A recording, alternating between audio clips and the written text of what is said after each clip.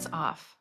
Provider hands-on versus provider hands-off is widely debated around the world today, but the research that we have leans towards provider hands-off for decreasing the risk for tears. So what is the difference between hands-on and hands-off? Provider hands-on is when the provider is touching your genitals, your body, and your baby as your baby comes out. Provider hands-off is when the provider is present, they're supporting, they're witnessing, but they're not touching your body or your baby when your baby is coming out. So if provider hands-off is better, why is provider hands-on the norm? When the baby exits the birth canal, they reach their head upwards like this. This is called extension. It is thought that if a care provider were to put their hands on the baby's head as the baby's head comes out and provide a little bit of flexion to keep their chin tucked rather than extended, it will support the person's body in preventing tearing. This is known as flexing the head. So many people believe that by flexing the head, they will help deliver the baby in a slow and controlled way. So typically with a hands-on approach, the provider will support the perineum by putting their hand or fingers on the perineum, and then they will flex the baby's head as the baby comes out. After that, the baby goes through a process known as restitution.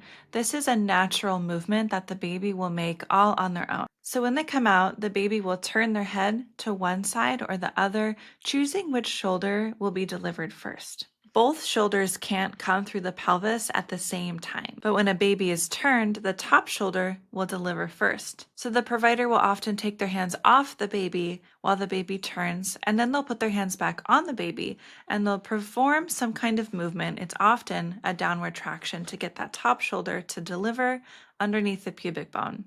After that, they'll probably perform an upward traction to get the bottom shoulder to deliver from the bottom of the pelvis. And sometimes people will rock the baby a little bit, and then the baby will come out. Considered by some to be a more aggressive approach, sometimes providers will manually restitute the baby, meaning they'll put their hands on the baby's head once it emerges and they'll turn it to the side. The provider may consider this to be a necessary step in the case of a medical emergency if the baby needs to be born faster. Otherwise, manual restitution of the fetal head can be harmful and it is often not necessary. Some hands-on providers practice a mixed method where they won't touch the baby or the person's body while the head comes out, and then once the head comes out and the baby turns, then they will use their maneuvers to help the shoulders to clear. So what are the risks to provider hands-on? Provider hands-on during delivery, there is an increased risk for tearing and an increased risk for episiotomy. When a provider is hands-off, they're present or supporting in other ways, and they're witnessing and monitoring, but they're not touching the baby or you while the baby is being born.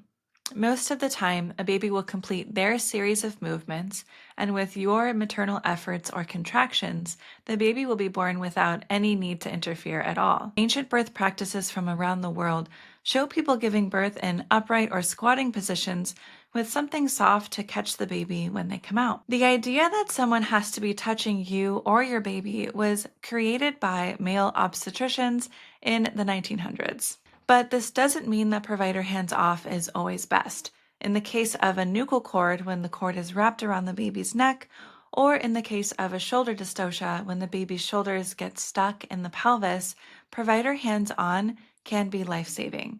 But provider hands-on doesn't have to be the way that it starts. Your provider can be hands-off and monitoring, and if the need were to arise, they can step in.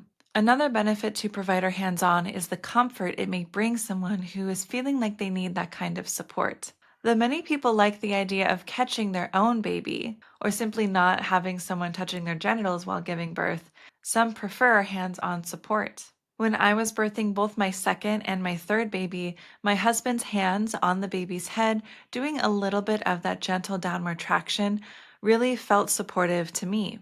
So that is provider hands-on versus provider hands-off. I will see you in the next module.